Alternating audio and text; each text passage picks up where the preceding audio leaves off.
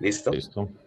De entrada le vamos diciendo a todos que bienvenidos, ya vamos a iniciar. En este caso tenemos el honor de recibir la conferencia de la profesora Cristina Neesham y Paulo va a moderar esta sesión. Gracias, profesora Cristina. Gracias, Paulo. Y bueno, yo creo que ya podemos iniciar, Paulo. Adelante. Listo. Listo. Okay. Bueno, bienvenidos todas, todos y todes. Bienvenidos pues a esta sesión del Seminario de Filosofía en la Administración, un seminario que llevamos o que llevan sobre todo el señor Elkin y el señor Luis trabajando desde hace varios meses con temas muy interesantes y a los que agradezco personalmente la invitación para estar aquí y también para no solo participar, sino para escuchar estos temas que nos parecen tan relevantes, sobre todo nosotros que estamos pues como todos los participantes y todos los que estamos aquí que nos gustan las cosas tan poco ortodoxas. El día de hoy tenemos una invitada internacional muy importante y creo que estamos muy orgullosos de tener y de contar con su tiempo y con su participación, que es la doctora Cristina Neesham. Voy a leerles un poco acerca de ella, su perfil, y después vamos a hacer un pequeño resumen de cuál va a ser la idea de la conferencia. Si escuchan mucho ruido, porque estoy en un lugar con algo de ruido, por favor me avisan, pero creo que se escucha bien. Bueno, la profesora Cristina Neesham es una filósofa social y especialista en ética empresarial que aplica métodos filosóficos a la metodología de investigación en ciencias sociales, así como a la investigación en sistemas sociotecnológicos y gestión de la sostenibilidad. Cristina fue profesora de ética empresarial y sostenibilidad en Newcastle University Business School en Reino Unido, profesora adjunta en Swinburne University of Technology, Australia, y profesora visitante en la Bucharest University of Economic Studies en Rumanía. Su trabajo ha sido publicado en el Journal of Business Ethics, Business Ethics Quarterly, Business and Society, International Journal of Human Resource Management, International Journal of Project Management y Accounting, Auditing and Accountability Journal, entre otros. Ha aplicado la fenomenología filosófica a temas como la definición del valor en modelos de negocios sostenibles, la filosofía de las necesidades en estudios organizacionales, los fundamentos filosóficos de la investigación cualitativa y los paradigmas de investigación filosófica en la educación en administración responsable. Es coeditora en jefe del Springer Handbook of Philosophy of Management, coeditora en jefe de la revista Philosophy of Management y coorganizadora de la Oxford Annual Philosophy of Management Conference. La ponencia que nos tiene hoy la doctora básicamente es un panorama de la filosofía de la administración en Europa, cómo ha avanzado y cómo han trabajado ellos desde la revista y cómo han sido los temas que han implementado y que han investigado.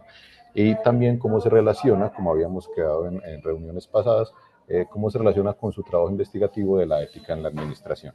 También es posible que si nos queda suficiente tiempo, hable un poco al final sobre el documento de su autoría y su coautoría que nos enviaron por el correo y por el WhatsApp, que es acerca del valor desde Aristóteles, desde la filosofía aristotélica del valor, cómo se relaciona eso con los modelos de valor agregado de negocios de valor agregado.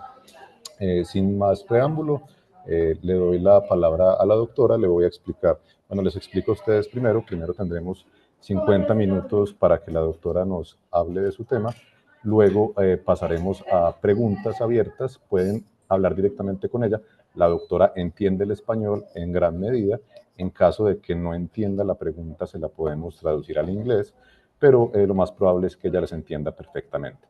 También pueden escribir las preguntas en chat, en YouTube también, y nosotros estaremos revisando con cierta medida las preguntas para hacérselas llegar a ella. Pero si quieren comunicarse con ella directamente, levantan la mano y simplemente se las conversan con ella, que ella les va a entender en español. O si quieren aventurarse en inglés, también existe esa posibilidad. Tendremos luego 50 minutos de más o menos de preguntas, de acuerdo al tiempo que nos quede, y ya estaremos haciendo el cierre de la sesión de hoy. Sin más preámbulo, doctora Cristina, we are very pleased and very proud to have you here. Thank you for your time again. Thank you for all your knowledge and all your investigations and approach to this beautiful subject of philosophy in administration. And you have the microphone, you can share your screen. You have around 50 minutes to talk all the subjects you want to talk about, and after that we will pass to a time of questions, and some people may want to talk to you directly, or some other people may want to write the questions and we will give them to you. Okay? Okay, thank you so much. Thank you so much, Paolo. Greatly appreciated. First of all, thank you everybody who is attending today and taking precious time to consider philosophy of management and administration. Thank you especially to Professors Luis Cruz and Elkin Pineda for extending their invitation to me, which I have been delighted to accept. I think your initiative, this seminar series, is very important and valuable, and I think should be made more widely known. I'm very happy. I welcome the fact that you are recording all the sessions to become public, to be available in the public domain, and this is very much appreciated. I will start by sharing my screen, and I will go to my talk, the slides of my talk in a minute. Okay, just a second. Yes, right here, and I will start the slideshow as well from the beginning.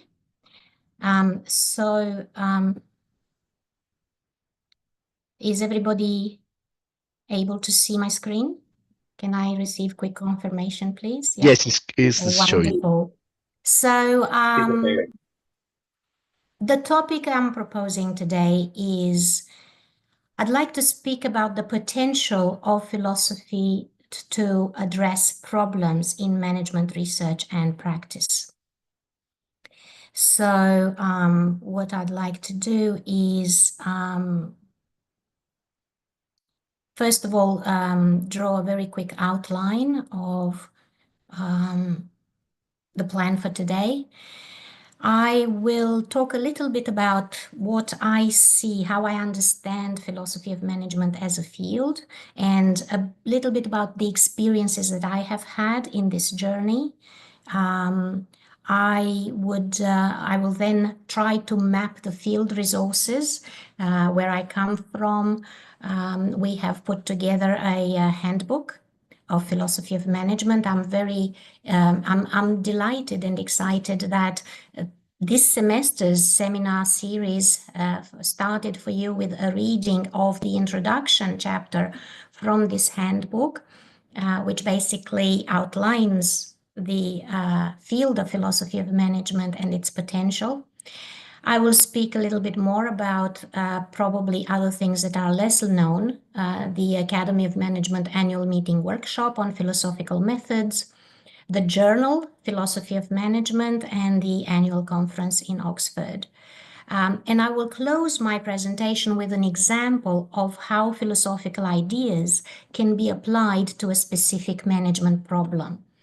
I base my demonstration on a paper that was an article that was published in Business and Society in 2023 on defining value in sustainable business models. And it shows, first of all, it defines a problem in strategic management in terms of theorizing on what a business model is and what value it is. And then I will show how Aristotelian logic and Husserl's phenomenology of value can actually be applied to address this problem. So without further ado, I will just move on to the notion of philosophy of management, right? So the field. The first question we need to ask ourselves, of course, is what do management and philosophy have in common? Because if you go into a business school, it's not common for people to think that philosophy of management is actually a subject to teach, to study, to research. But what do they have in common? And I would like to open this question to you My answer is coming very much from the history of the Philosophy of Management journal, because the journal, in its current form, it's true, is relatively new. But it does actually have a history in Oxford of several decades in which the journal was actually called Reason in Practice. And when you stop and think about it, that's exactly what management and philosophy have in common, because management is par excellence a field that of practice, a kind of practice, probably the most general meaning of practice. And we do need philosophy in management because we need to reason when we make decisions, when we take action, when we organize things. We actually need to do it in a reasoned and reasonable way. And philosophy has a lot to offer in this direction. Acting in the world needs guidance. We would like to believe that we are able to act in the world in a way that is not irrational, that is well considered, that is using evidence to support decisions. So it really means that we need to reflect deeply about how to act and especially how to make the most important decisions. And this quest for the deepest reflective means to guide how we act in the world is very well anchored in philosophy. Philosophy is also a very broad and rich field with many, many branches, as you very well know. So what you get is a whole treasury, a cornucopia of perspectives and approaches to deal with crises, wicked problems, complex considerations or decisions. So philosophy is probably one of the most practical resources that we can get. And now I'd like to focus also on philosophy as a bridge, a multi-semantic bridge, a bridge. Someone was previously just talking about sense making, yeah? The bridge between areas with multiple meanings. It's a bridge between philosophers and managers. For example, the field of philosophy of management, yes, is a bridge between philosophers and managers. Also, because it's applied philosophy, it's a clear bridge between contemplation, which is what philosophers have often been accused of, and action. It's also a bridge between analysis and synthesis, because we need both modes of thinking in practice. I'd like to link this to the social psychology discoveries by Kahneman and Tversky, as you know, System 1 and System 2 thinking. We'd like to believe that we can go around the world with an analytical approach, an optimizing approach to thinking, but actually a lot of the time we need to do synthesis. We need intuition, we need integration and synopsis of experiences in order to intuit or foresee what is going to happen.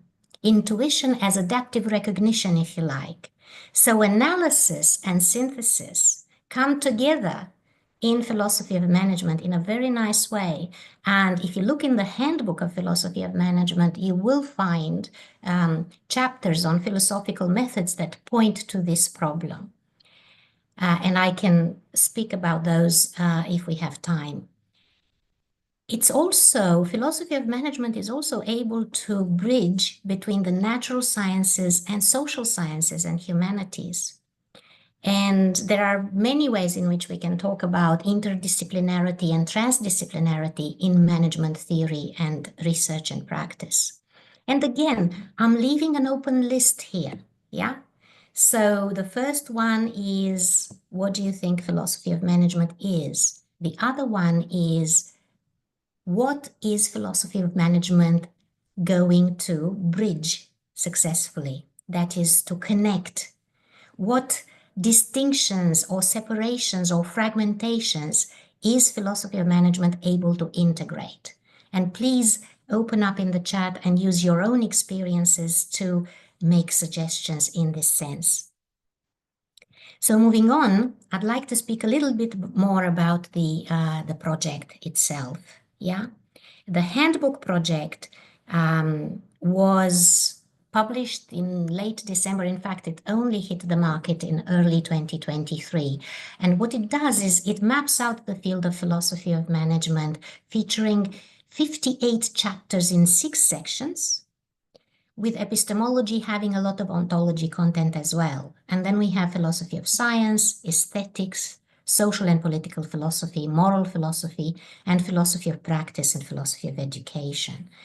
There is, of course, room for improvement. But together with colleagues Markus Reilen from Leuphana University, Lüneburg in Germany, and Dennis Schöneborn, who is based at Copenhagen Business School in Denmark, we have, if you like, limited the options we could have had, simply because the project took longer than 4 years to complete. And it, you know, in a way, the temptation is to allow it to go on forever.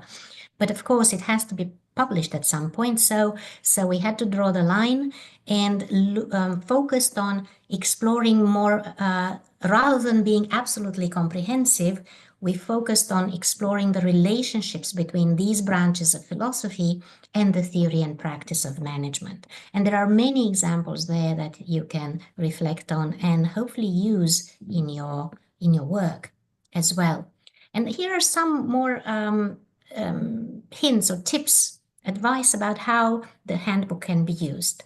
First of all, we start from the premise that the researcher in the management as a field, as a discipline, or administration as a field, the best researchers in the field, no matter how empirical and field-based they are philosophers of their discipline. Why? Because in order to fundamentally reform, rethink, reformulate the knowledge that is being developed in their field, and in order to advance it, they will come back over and over again to the fundamental questions, challenging their own assumptions, being prepared to change their mindset in light of new evidence, and so on. So invariably, the best researchers, no matter how empirical they are, they will come back to philosophical questions. The most important questions are philosophical in nature. And good researchers ask philosophical questions even if they don't realize they're doing philosophy. So the handbook can also be used as an open invitation to explore the foundations of researching, practicing, and teaching management before making any typically scientific assumptions. Yeah.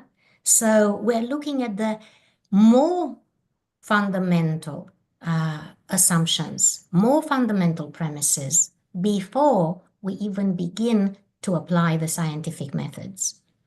The handbook has also been used as essential training and readings for doctoral and junior researchers.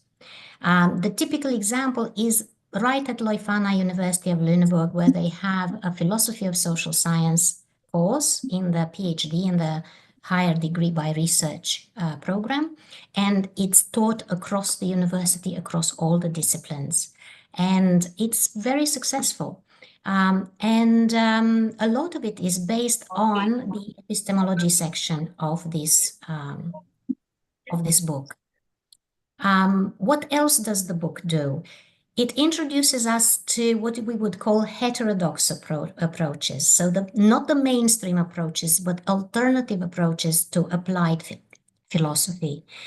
to solve different aspects of management, and also emphasizes or illustrates philosophical methods, how methods from philosophy can be employed to challenge the most fundamental assumptions in management, to transform our mindsets, and therefore open opportunities for conceptual innovation or theoretical innovation. Yeah. So the handbook can be used in many ways, and I encourage you to consider that. It is available online, either as an ebook, or the chapters may be are available on the Springer link. So there are many ways in which you can access this material without having to spend a lot of resources on it. And now I would like to talk more about another opportunity where colleagues have met regularly. We have a professional development workshop at the Academy of Management annual meeting, and we've had it every year since 2018, including during the pandemic, when, of course, it went online for a little while. And it's basically an interactive workshop with discussions in small groups on several applications and topics that the audience chooses. And then we get together and talk about how these applications can generate new ideas in management theory and practice. We've had examples of philosophical analysis being used, of speculative methods of philosophy like synopsis and synthesis in Broad's conception. You may wish to have a look in his work. This is a very good analytical but also method philosopher in the UK. Of course, he's of a past generation now. He was famous before the Second World War, but his work is enduring. We've had presentations and applications and discussions on normative ethical theories and normative stakeholder theory, which is most common in management, especially at the Academy of Management. But we also looked at thought experiments, counterfactual logic, conceptual engineering. Last year, there was the focus of the workshop was on existentialist philosophies and how they inform understandings of, for example, the meaning of work or meaningful work, a meaningful treatment of people in organizations beyond the objectifying or reifying notion of human resources, and so on. So there are many ways in which we have explored this, and I invite you to consider looking at this professional development workshop and trying to attend. It will be on again in Copenhagen this year, and it will be again open to a variety of methods. And I think the main concern right now is the advent of new technologies and the impacts of AI-based digital technologies on management practices. Again, philosophy has a lot to say about these things. If you have any questions at any point, please let me know, but I believe this is more like background noise. Is that right? Hola, amor. Hola. Yes, there is background noise. Hello. Yes. Okay. No, just checking. Okay, I'll move on. I don't know if I'm going to be about 50 minutes. I may be a bit less, but whatever we gain, we can then use in discussion. In terms of the journal, like I said, the journal has had two different lives, if you like. There was a traditional edition of the journal called Reason in Practice, which had at least about 20 years of life in Oxford. But then it became more international and more open to various regions of the world. And now it's, as philosophy of management, it's beginning to be well known in all continents. And this is the point where I would like to invite colleagues from Latin America to join us. We don't have as many participants from Latin America, and this is an extended invitation about the conference as well. The journal is published 4 times a year. It is a quarterly. It has about 6 to 8 articles each year. It's open to scholarship from any philosophical tradition, as long as there is philosophical engagement and, you know, development of ideas. It's interested in philosophy applied to all areas of management.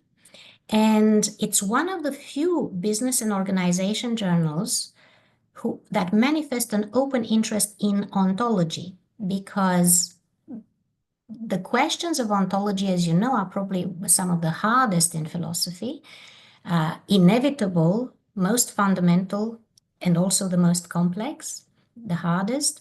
And management practitioners and theorists and researchers tend to avoid these questions because, yes, they are fundamental, but they somehow feel like they are too hard. So this journal has the courage to go into the too hard basket and say, we are going to address this. So ontology and ontological studies are of interest here. And about the annual conference, well, I would like to say first that 16 editions have already happened. The conference is traditionally held in Oxford. We often go to the Bodleian Library to visit. You see this, its famous ceiling featured in this picture here. It goes for 2.5 days, and the host most recently has been the École de Management Normandie in France, which also has a campus in Paris. So there is discussion to alternate the conference venue between Oxford and Paris. Again, all schools of thought are welcome. The participation is very diverse. Yes, we have increased participation from North America because North America itself also recognized that they don't actually have a conference on philosophy of management, and not as advanced and developed as Oxford is anyway. Europe is, of course, very well represented, but increasingly we have colleagues from Asia, from all parts of Asia, from Australia and New Zealand, from Africa.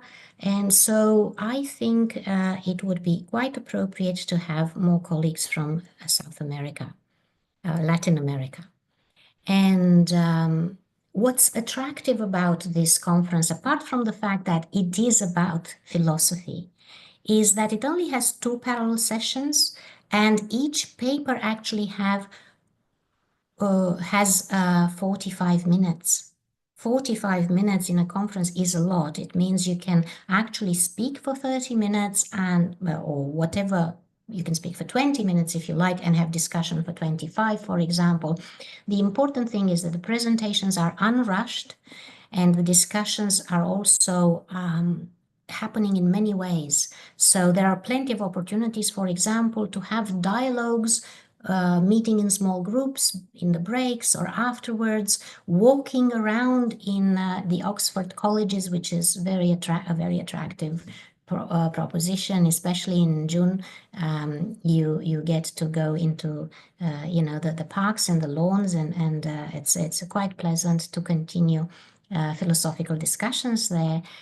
And one important thing too about both the conference and the journal is that we have participation from philosophers from philosophy. So we have colleagues who are trained in philosophy who have taught in business schools, but we also have colleagues who come from philosophy, from departments of philosophy, again, around the world. And it's important to know also that the journal itself is actually very highly regarded among the philosophy journals. And the handbook itself has been published in the Handbooks in Philosophy series. Yeah, they are promoted in business and management, of course, as well, but they are also very well represented, in some cases more strongly represented in the philosophy areas of scholarship than they are in business and management, where, of course, the competition is a lot more crowded with a lot of other things. happening which are not philosophy, but they are management.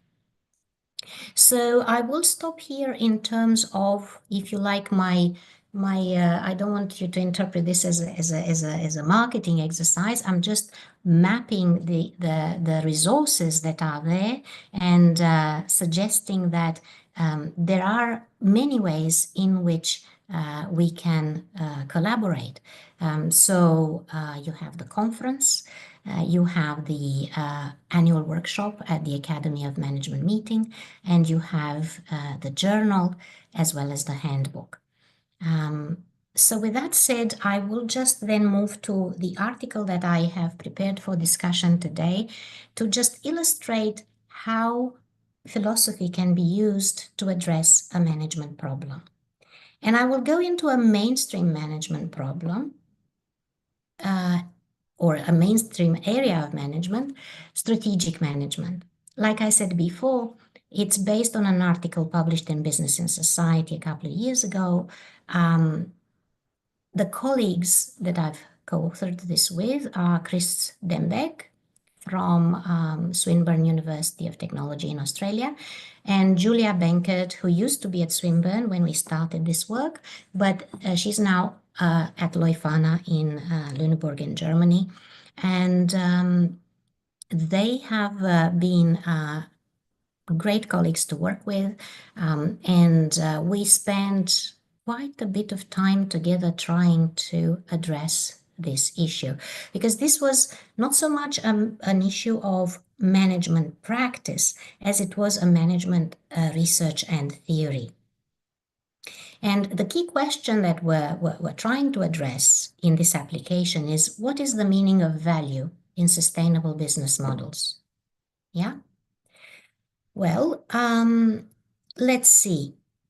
The idea of doing this study, this research, is actually, when I think back about it now, it's about 10 years old.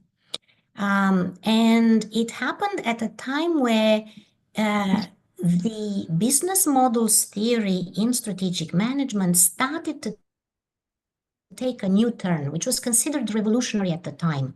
And that was the turn towards sustainability. The question then was, how do we make business models more sustainable? And a flurry of research, a lot of research energy went into theorizing on sustainable business models. Yeah. Then when we consider the fact that around about 2010, value becomes the focal concept in defining business models in general.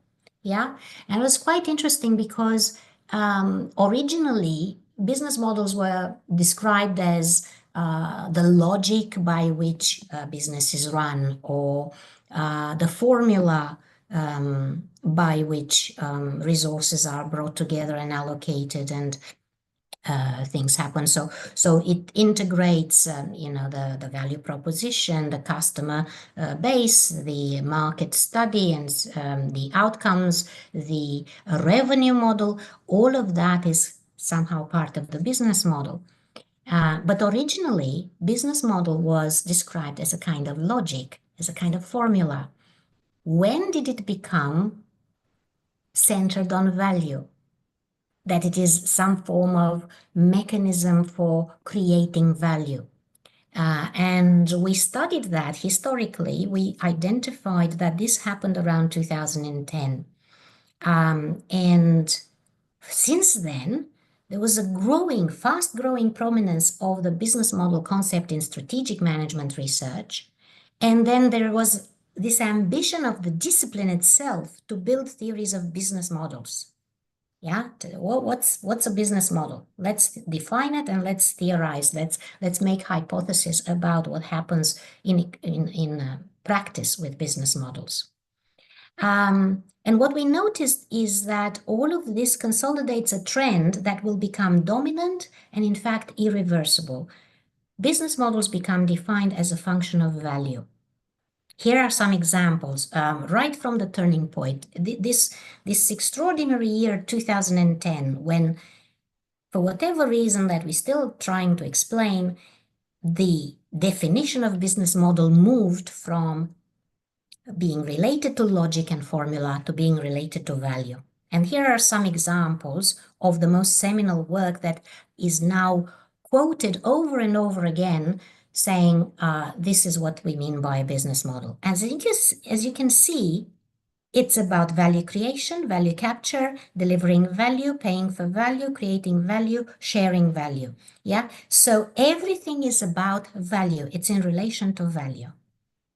And then, of course, we read this literature and we stay back and think, well, okay, but what is value? It's because you've created all of this apparatus of defining business model as a function of value, but what is value? And here we bring the first point from Aristotle, that there are certain necessary conditions for sound definitions, maybe not sufficient, but necessary conditions.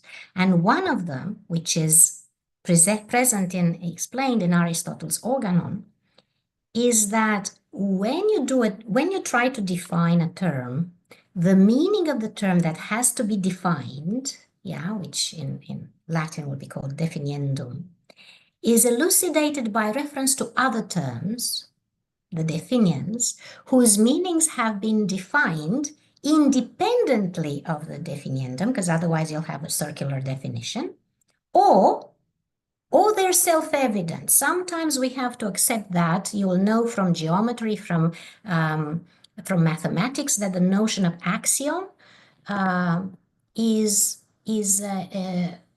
something, axioms about what is a point, what is a line, what is a plane, or what is volume, what is space. All of these questions are axiomatic. They have an axiomatic answer. We don't have a definition for them. We accept them as self-evident, and we call them axioms. Okay, so where does this leave us? If these are the necessary conditions for sound definitions, then we have a real problem here. Because let's go back to the business model definition based on value. Is the meaning of the term value self-evident? Well, it really doesn't look like that. We can go into discussion further on. Has business model been defined by previously defined terms? Up to a point. The only definition that's missing is value. And we don't think that the term value or the concept of value is self-evident. And one conclusion for that, clear evidence of that is that we are in this room, and if we created something like a list or a collection of definitions of value, I am pretty sure that we will generate very different definitions.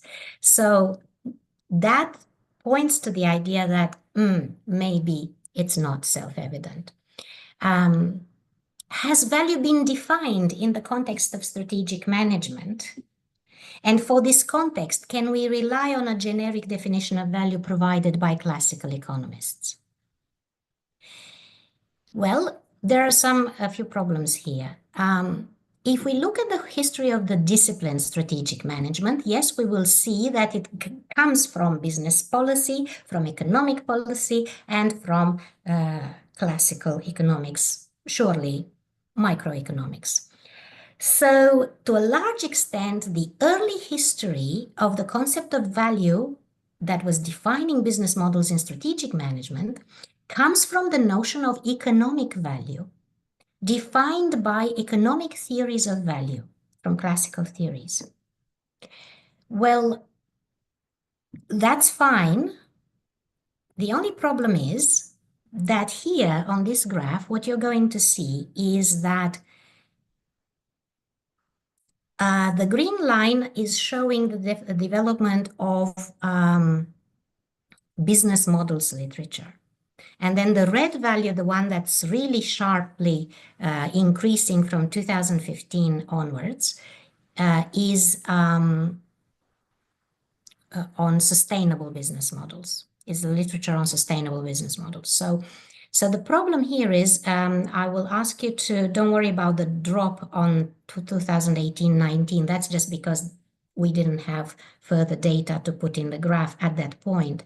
But actually, I invite you to consider that the trends from 2018-19 have largely continued. They've plateaued a bit, but they've actually continued. So what you see there is a very sharp increase in sustainable business models literature, above and beyond business models literature in the traditional sense.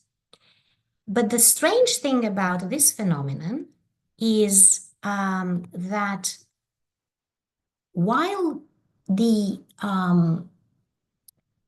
concept of value during the business models literature development is somewhat theoretically consistent, because you know it comes from classical economics theories.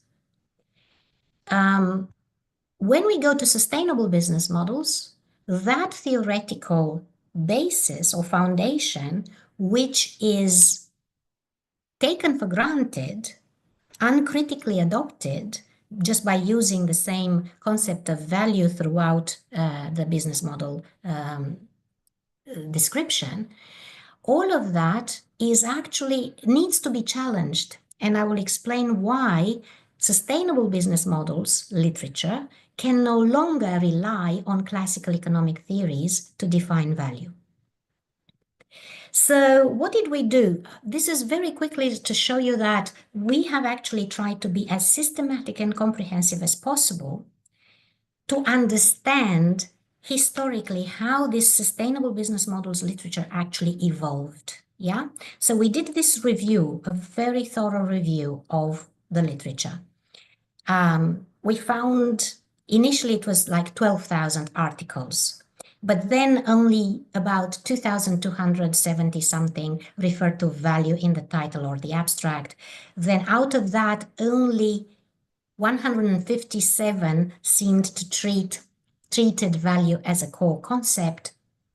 Only 40 of them actually engaged in analysis of that concept and had something to say about that concept, but only 9 of them attempted to define value, you know, like trying to say something about what value is.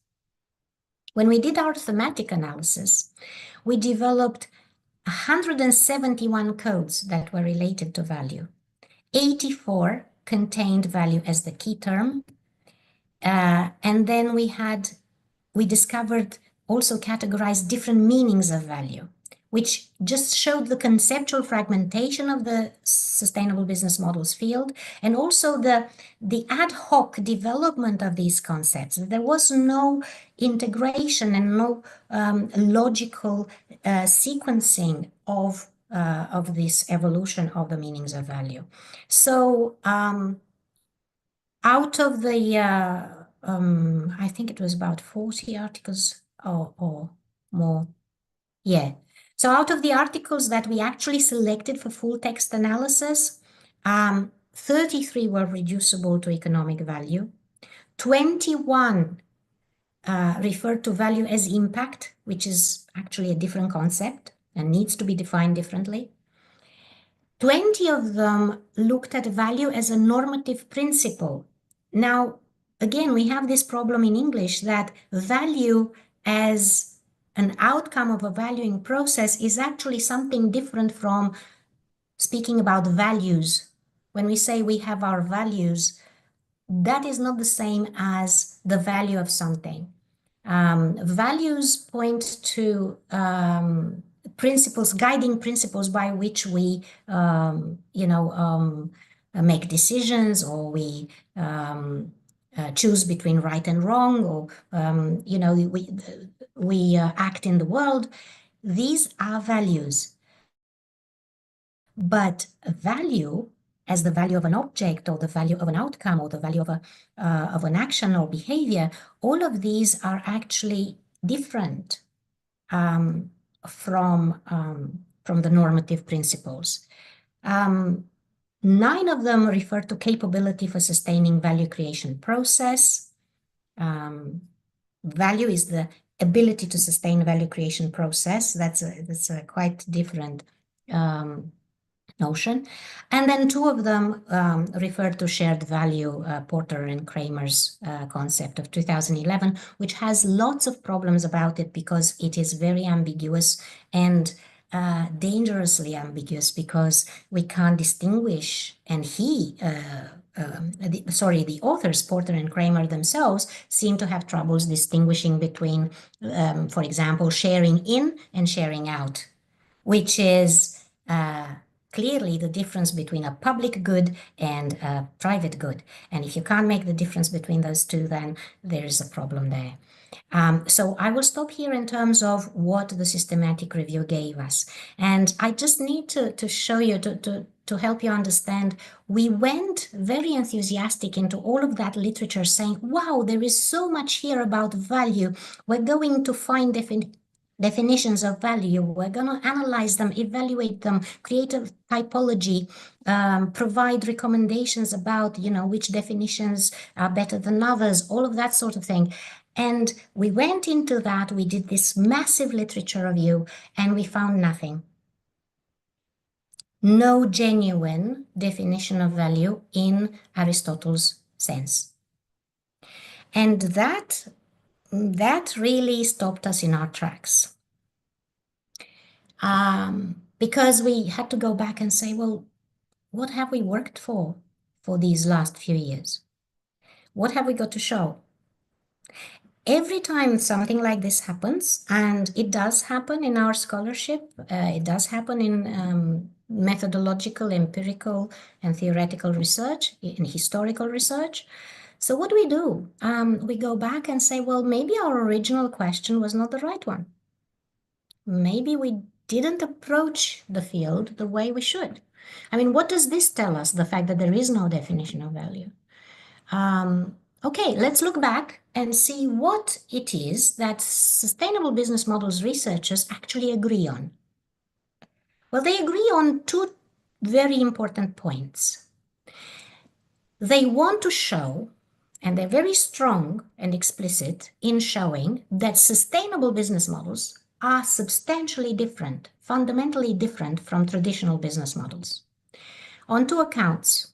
First of all, they account for multiple types of value, not just economic, but social, environmental, human, cultural, intellectual. The list is actually open. Yeah?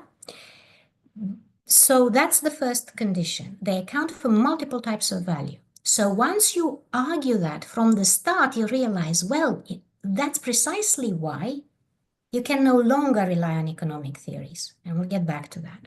The second point is that they are different from traditional business models because they are relative to multiple stakeholders, not just the firm and its customers, but a whole range of them, from suppliers, local communities, government, financiers, and of course,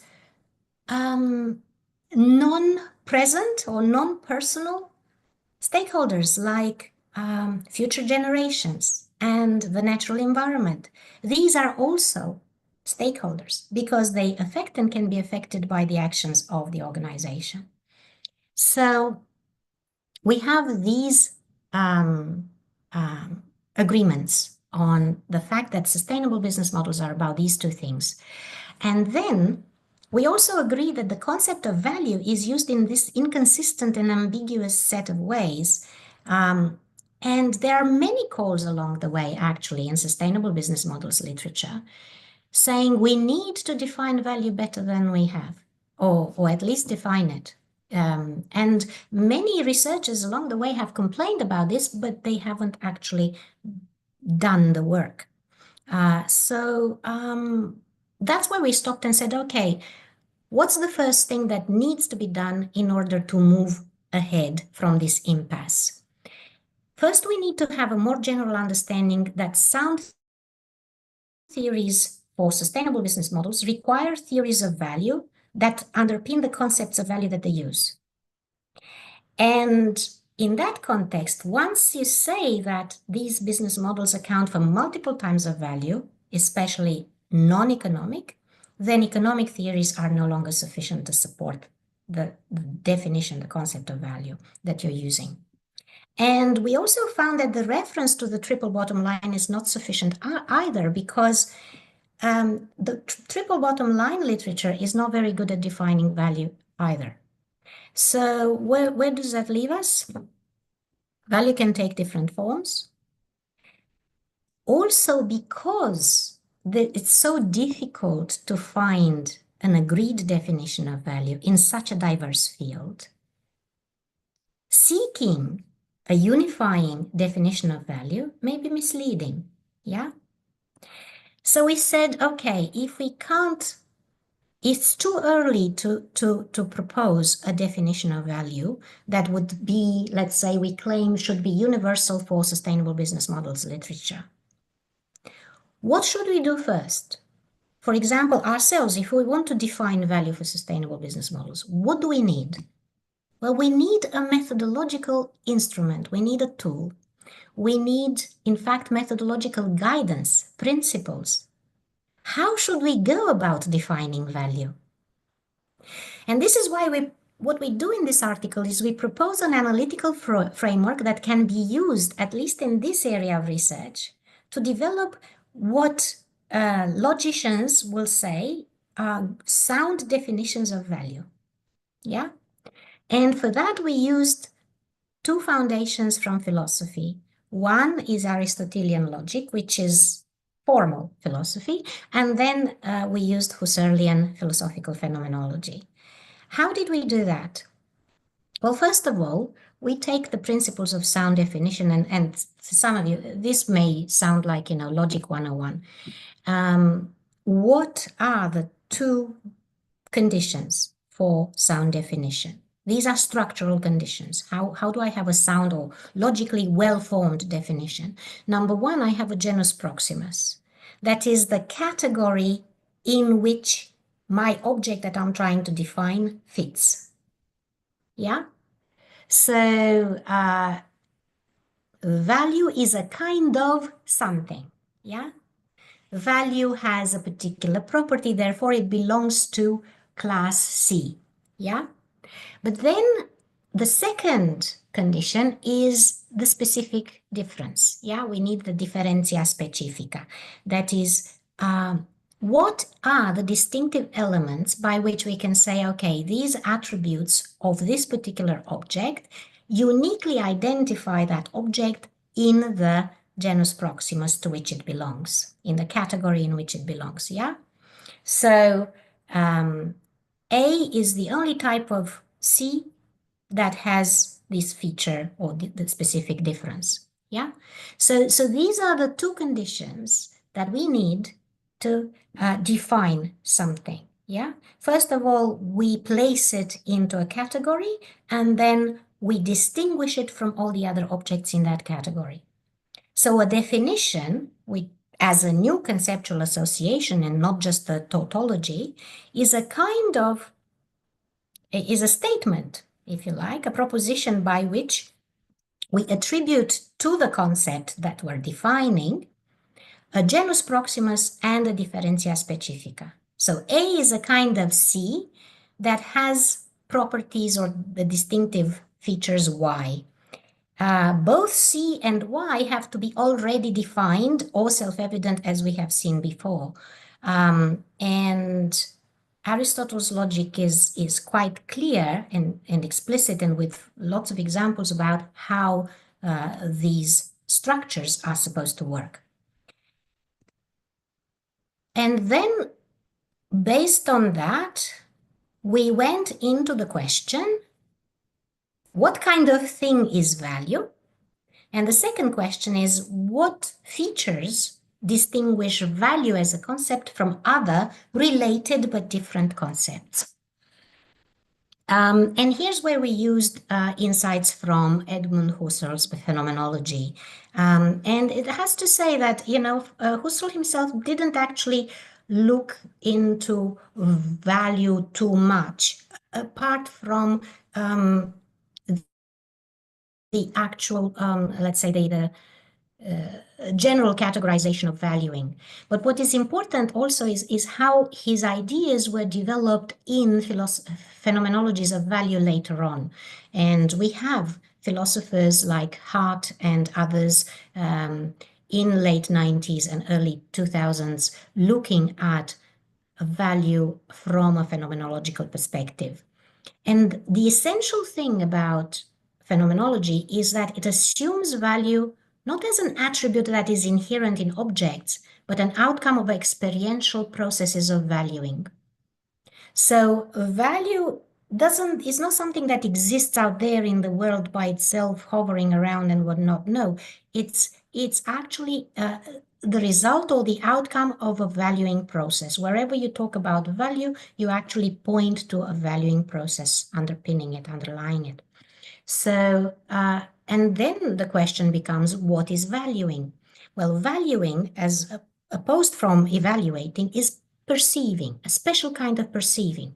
And there are, in Husserl and his phenomenological philosophers following him, there are 4 forms of perceiving: being aware, believing, valuing, and acting. And we'll focus on valuing because what's distinctive between believing and valuing, for example, is that valuing means intention, implies intention, yeah? So this you can look at these 4 forms of perceiving also as stages, if you like. First, you become aware. Then you form an opinion and you believe something based on evidence that you interpret.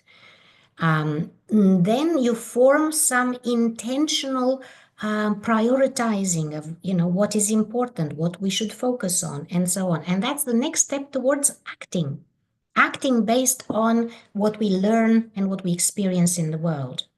And therefore, in Husserl's theory, experiences of valuing are like encounterings with the world. So encounterings between our needs and priorities and interests and desires, if you like, and what happens in the world, as he calls them, encounterings, Erlebnisse.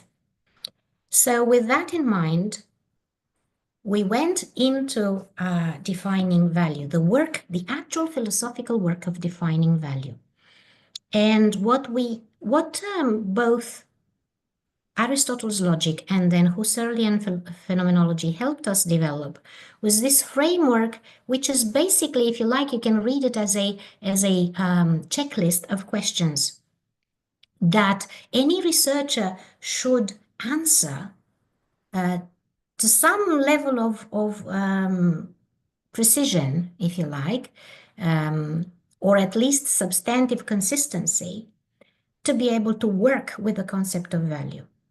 Instead of having these black boxes that I'm going to talk about very briefly soon. So the framework has these 2 questions coming from Aristotle's logic. What kind of thing is value? And the second one is, what distinguishes value from related concepts? Yeah? And when we try to distinguish value from related concepts like impact and benefit and outcome and so on, what we focus on is the syntax, if you like, the structure of the underlying valuing process. Any reference to value actually implies a valuing process. Value emerges when a valuing agent is valuing an object for a beneficiary under particular conditions. And this is grammar 101, if you like, because whenever we develop that sort of syntax, we need to answer the following questions. Predicate, how is the valuing process signaled? Subject, who is doing the valuing? Direct object, what thing is being valued? Indirect object, who benefits, who is the value for? And complements, under what conditions does the valuing process occur? Yeah? And so the rigor, or if you like, the comprehensiveness, the the seriousness with which you address these questions will be important in providing a more operational, more workable definition of value. So the framework helps us to define value differently in different theoretical contexts, and it helps us to avoid current problematic patterns in theory building in sustainable business models literature. And what we do in the paper is we actually identify through analysis, through philosophical and logical analysis, we identify 9 different patterns that we call problematic, but in logical language, it means they're fallacies. Yeah, they're errors of reasoning that practically prevent current sustainable business models theorizing from developing properly in a rigorous and reliable way.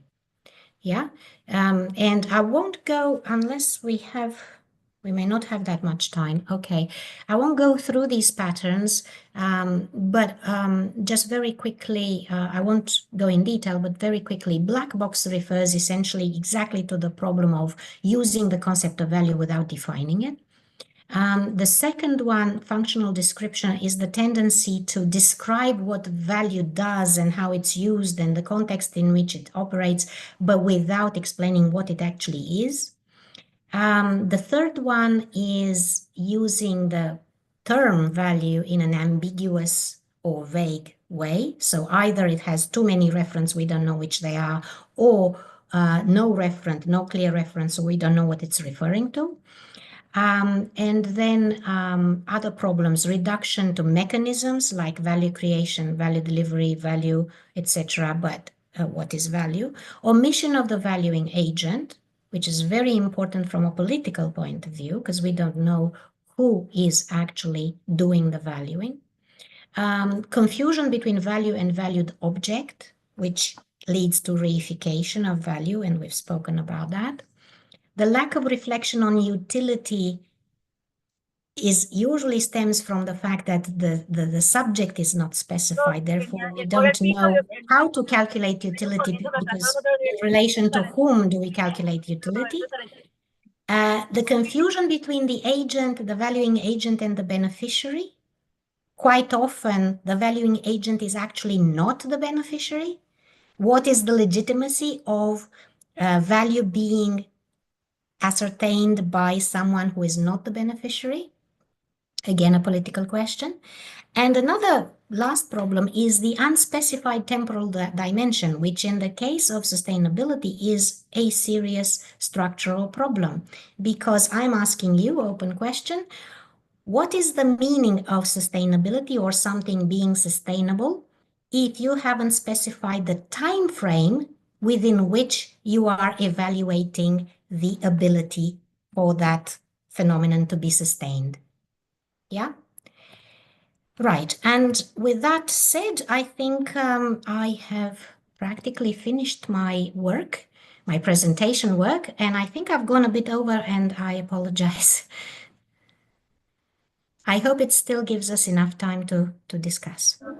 No, thank you very much, Doctor. It has been perfect.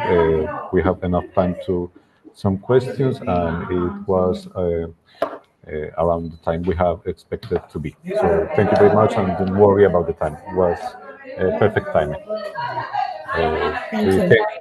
We thank you very much for your approach to the subject and all the items you have given us about the application of philosophy and the definition system of Aristotle. Is very interesting to me.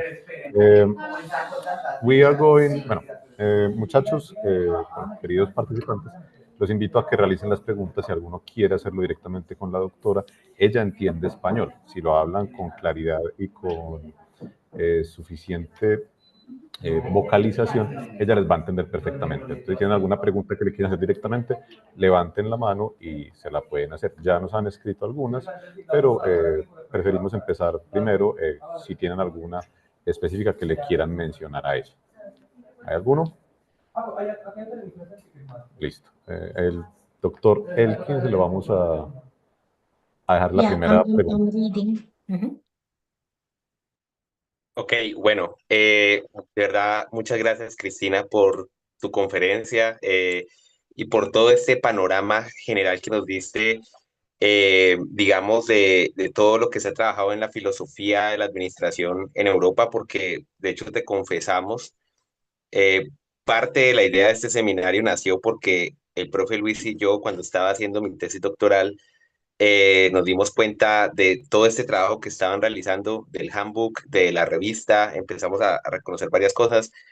En Latinoamérica, pues llevamos trabajando desde distintos autores, en mi caso, el profe Luis, profe David Galicia, que también está por acá, y muchos otros, diversos temas que podemos reconocer como de filosofía de la administración. Así que ese panorama nos pareció muy, muy genial y luego tenemos que seguirlo hablando.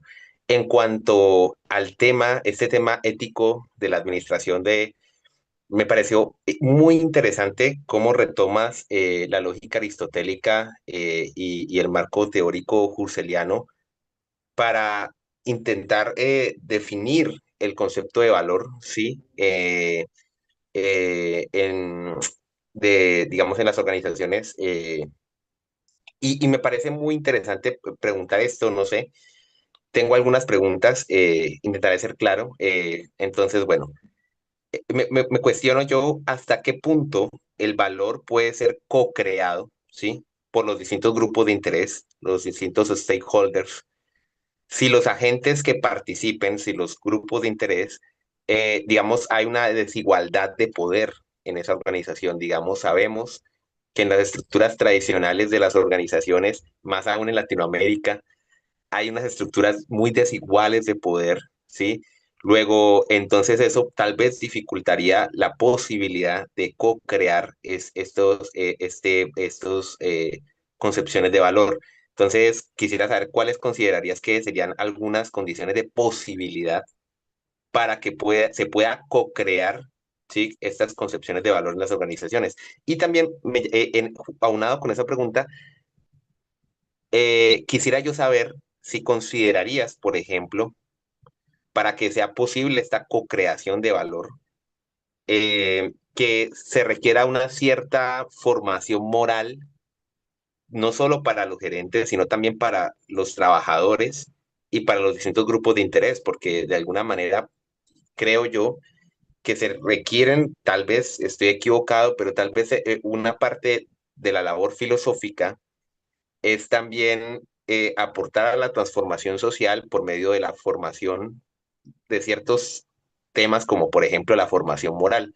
Y tal vez esto, estoy especulando, no sé qué piensas tú, no sé qué piensas tú, pero tal vez esto haga parte de estas condiciones que podrían permitir, ¿sí?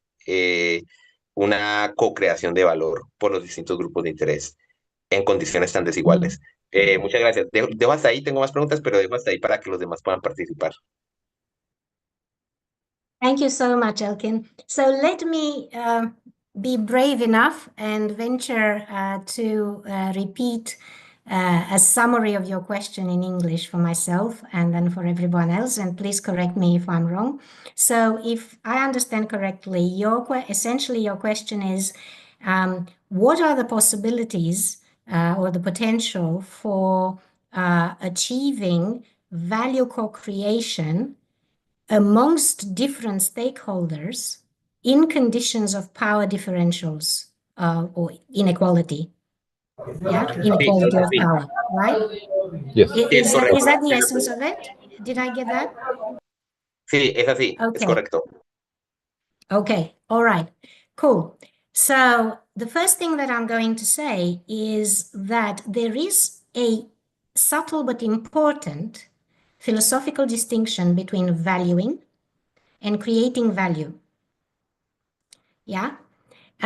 When we talk about value creation, and we'll get to co-creation as well as part of it, we're talking about creating value as a process in which we're actually engaging in production of something that is going to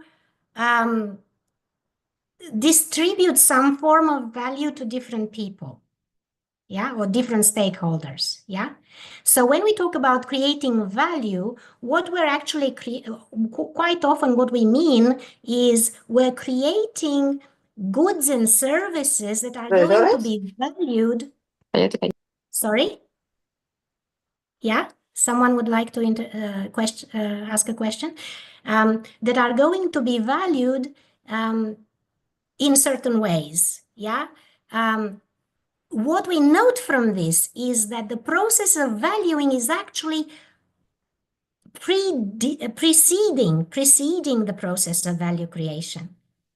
Because before you engage into creating value, you need to get a sense of, okay, but how are people valuing things? Yeah? And this is where our framework is very useful, because from the very start it says, before you talk about value creation, including co-creation, we need to focus on the process of valuing. That's different from creating the value. It's let's talk about the valuing first. Yeah? And when we talk about the valuing first, when you look at the checklist, when you're asking who is doing the valuing and who is going to benefit from the value, whatever is being created, yeah? These, I said straight away, these are political questions that we have to openly ask these questions and answer them in the process of defining the value as an outcome of the valuing process, requires that we open the debate about who the stakeholders are, what is their legitimacy in relation to valuing, yeah? How we're going to consider their own valuing processes, how we're going to integrate them into decisions for production and so on, yeah? When I say we, I mean the firm, yeah? The firm that manages the production process. And in all of that discussion, it will become clear that we have to address the power differentials. Because it's no longer, the very fact that you're asking the question, you're opening the discussion about legitimacy, power, or differences of power, yeah? Needs,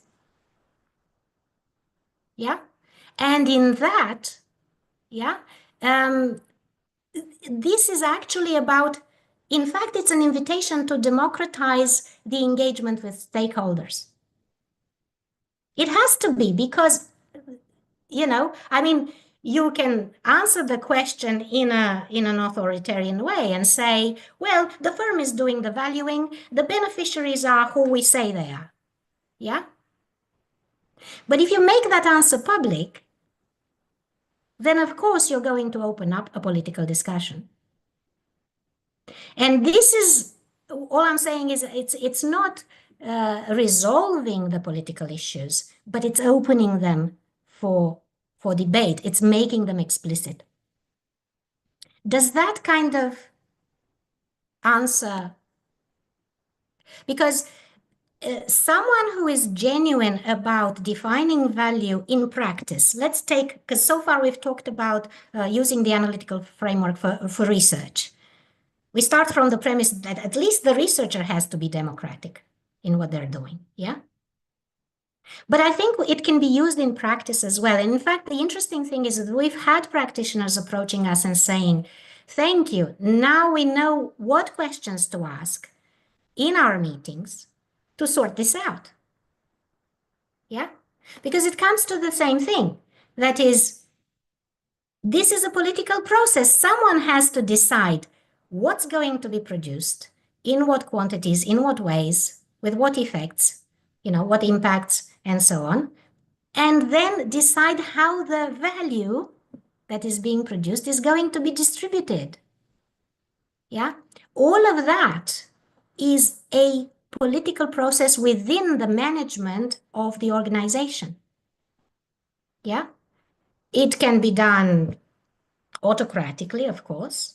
It can be done democratically. But if you openly ask and answer the questions, at least we can see where everybody stands. and especially where the decision makers stand. Does that kind of Thank you very much, some of doctor. the questions? Elkin, ¿te respondió la pregunta? ¿Quedas satisfecho? Sí, Ya le voy a hacer la segunda pregunta que le hiciste que quedó en el tintero. claro. La Doctor, formación moral, por favor. the Ajá. second question Elkin had was if it would be required to have a moral or ethic formation for the managers and the workers to have this value in these business models. Well, already we've touched on that. Remember when we talked about legitimacy? Because when you're asking who is doing the valuing, the next question is going to be, well, who should be at the table doing the valuing? Whose valuing matters? Who decides whose valuing matters? According to what criteria? These are ethical principles if you want to do it in a democratic way that relates to social justice. If you want to do it autocratically, you'll have a different answer. But again, we can analyze the answer. And we can decide what kind of political color it has based on ethical principles. Does that kind of answer the question? I believe it does. Doctor Elkin, ¿queda satisfecho? Sí, claro que sí. Muchas gracias. You're welcome, Elkin. Thank you very much, doctor. Thank you, Elkin. Doctor Luis Cruz, le cedo el micrófono y después se lo damos a la doctora para que... We Sí, also have muchas some in the gracias. chat, yeah? Muchas Okay. gracias, Pablo. Muchas gracias, Cristina. Pues planteas algunas cuestiones muy importantes en de esta vinculación de la filosofía y la administración. Bueno, uno de ellos es toda la idea del valor, la teoría del valor. Mi pregunta va orientada en una experiencia que acá en la universidad donde estamos, o donde estoy yo, que pues, venimos de varias universidades, ha habido ciertas resistencias para incorporar la filosofía en escuelas de administración. Por este sentido, pues la administración finalmente es una disciplina práctica, tiende a la resolución de problemas prácticos, y la filosofía pues es más de carácter teórico. Entonces, en la gran mayoría de las ocasiones, pues hay a veces mucha resistencia en no asumir a la filosofía como algo que puede ayudar a la explicación de la administración. Entonces, incluso en el pensamiento administrativo hay una tendencia en ese sentido de hacerlo práctico, todo conocimiento teórico, cuando pues bueno, yo sostengo que son de diferente naturaleza el conocimiento práctico y el conocimiento teórico. Puede haber algunos puntos de vinculación entre estos conocimientos, pero finalmente pues son dos objetivos diferentes.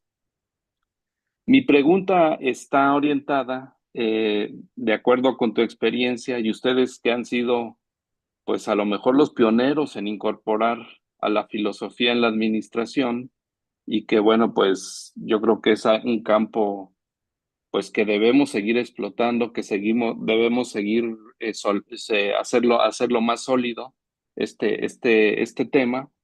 Pero yo lo que quisiera preguntarte es si ha habido estas resistencias en sus universidades y cómo la han enfrentado, porque es difícil, a veces parece que uno va a contracorriente de todas estas cosas, ¿no?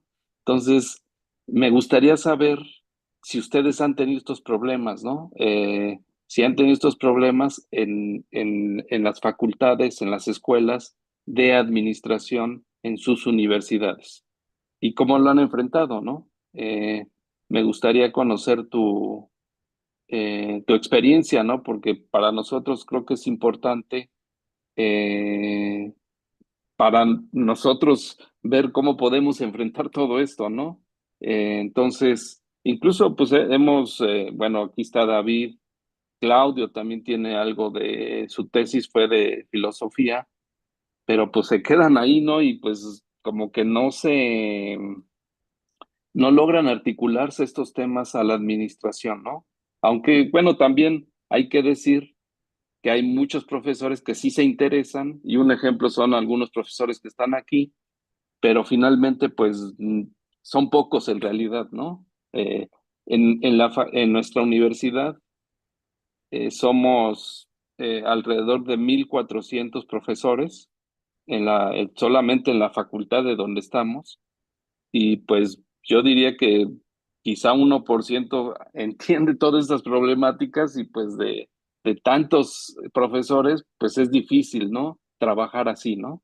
Entonces, me gustaría saber tu experiencia, ¿no? ¿Cómo lo han enfrentado todo esto? Okay. Muchísimas gracias, doctor Luis. Thank you, Luis. Let me venture again and see if I've captured the essence of what Luis is concerned with. If I understand correctly, your main concern is, given the resistance you have encountered in business school against philosophy as too theoretical, too removed from practice, too abstract, whatever, how, I mean, you want me to refer to my experience, and I will do that.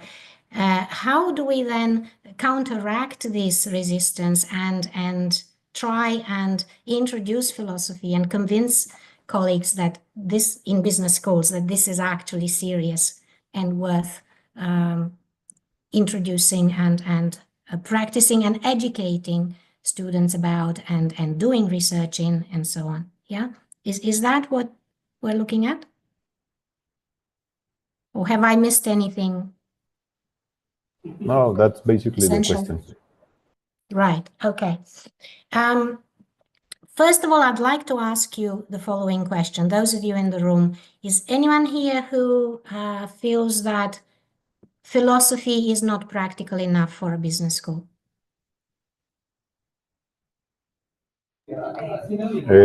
Por si alguien no captó la pregunta, la doctora está preguntando que si alguien aquí siente que la filosofía no es lo suficientemente práctica para estar en una escuela de negocios.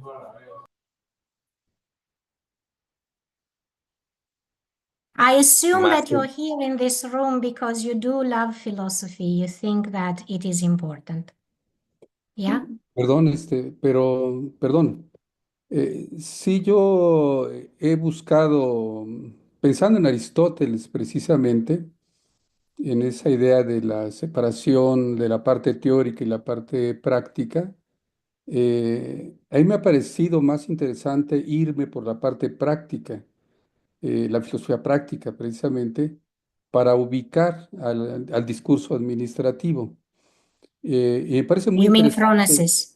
Me parece Yeah. muy interesante seguir esa línea, porque naturalmente, por como se muestra la administración en los teóricos quizá más importantes, estoy pensando en Simon, por ejemplo, ¿no? Estoy pensando en cuando pienso en capital humano, por ejemplo, de Becker, por ejemplo, es eminentemente práctica la administración. Yeah, yeah. Hombre administrativo de Simon, por ejemplo, ¿no? Además, Simon lo ubica en la parte de la racionalidad práctica. Entonces, de mi parte, yo creo que naturalmente se puede ubicar en la parte práctica de la filosofía, la administración. Tengo varios escritos en ese sentido, en donde yo ubico dentro de la racionalidad práctica a la administración. Me parece que es el mejor lugar para poder entenderla mejor a sus teóricos más importantes, yo diría, ¿no? Por cómo Yeah. escriben y de lo que escriben, además, ¿no? Entonces, sí, yo lo pondría ahí sin duda. La parte teórica me parece que me alejaría un poco de los efectos que tiene la administración, retomando a propósito tu artículo que es muy bueno, esa definición de valor en modelos de negocio sostenible. Me parece que hay efectos muy importantes de la administración en la parte humana y en la parte ambiental, y que yo diría en muchos sentidos es negativa. Bueno, ahí va a ser un poco mi participación, ¿no? Vi tu bibliografía, desde luego no contempla algunos autores que yo trabajo, que están preocupados por esta parte práctica de la administración, en el ambiente y en la parte humana. Menciono dos, que quizá en algún momento, si tienes tiempo, claro, sería bueno considerarlos por esa parte práctica. Enrique Mm. Leff y Enrique Dussel, por esa Yeah. parte negativa que tienen sobre, en la parte Well, práctica, I'd like to, sobre el ambiente. yeah. Ahí me quedo, pero sí, creo que se puede ubicar en la parte práctica Yeah, mejor. yeah, en mi yeah. impresión. David, is it? David Galicia? David, soy David. David. Yes, David, no hay thank you problema. so much. Yes, thank you so much for your explanation. Yes, indeed, you can easily segment, if you like, or extract parts of philosophy that are clearly applicable to practical issues. But I don't even want to do that. Because I'd like to go to a more fundamental level. Yeah, let's forget about I want to think of a particular philosopher, or I've read a particular philosopher, or I like a particular philosophy, or whatever. No, let's start with the management problems. Let's start with the practical problems. Yeah, when we start with the practical problems, basically what we want to do in order to make sense of the problem, to define the problem before we try to approach a solution, or many solutions, brainstorm solutions or whatever. We want to make sure, like Confucius would say, first we need the rectification of names, meaning first we need to understand the meaning of what we're working with. Yeah. And when we try to do that, then we invariably end up with foundational questions, fundamental questions, or first order questions. Yeah. Which are essentially philosophical questions. But you don't need to be an explicit, how shall I put it? You don't need to be a philosopher in order to, or formal philosopher, or explicitly a philosopher in order to ask those questions. In other words, when we try to understand and soundly develop the meanings of what we're working with, our concepts, our ideas, or whatever, that we have to use in order to solve practical problems, we are actually asking philosophical questions, yeah, whether we're aware of it or not. And this is in a way our escape. And now I'm going to refer to my experience because Luis has invited me to refer to that. And I'm going to say this. I'm a graduate of philosophy from the University of Melbourne. That was my PhD was in the Department of Philosophy about human and social progress, the relationship between the two. My research question was, how can we humans create, or human society, yes, create social institutions that support and nourish instead of hindering human fulfillment? And I was working with constellations of values and things like that, yeah? And eventually my answer was a neo-Aristotelian kind of answer. But I graduated in the Department of Philosophy. I was interested not so much in management as a practice, but in organizations, studying organizations. And it was a historical reason people in my department in philosophy were not interested in studying organizations. So I ended up as a research assistant at Monash also in Melbourne, in public policy, studying the concept of value, like public value, private value, all sorts of things. And I had the benefit of being able to use philosophy in my work.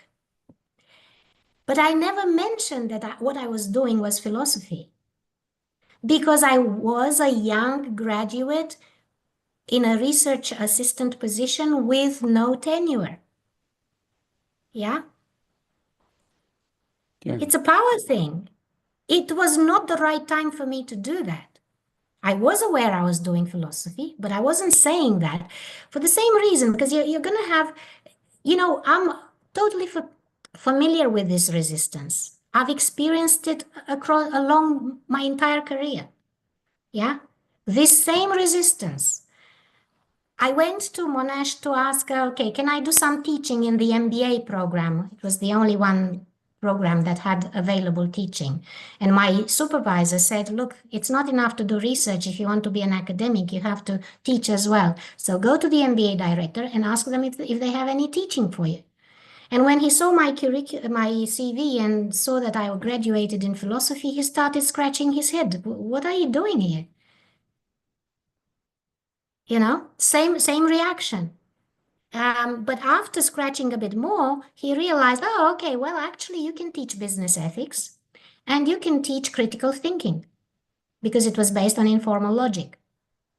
Yeah. So these were the obvious areas in which someone from philosophy could do something in the business school. Yeah. And that's how I started. The rest was the quality of the research that I was doing. When did I actually end up saying that what I was doing was philosophy? In the later years of when I was a tenured senior lecturer at Swinburne, and then when I moved on to the UK to become associate professor or reader. Why? Because I felt strong enough, powerful enough to actually call it what it was, philosophy. Yeah? Now, the question back to you is, if you are seasoned, accomplished professors in your schools, do you feel you are powerful enough to speak openly that this is philosophy, what I'm doing, and have it acknowledged as such?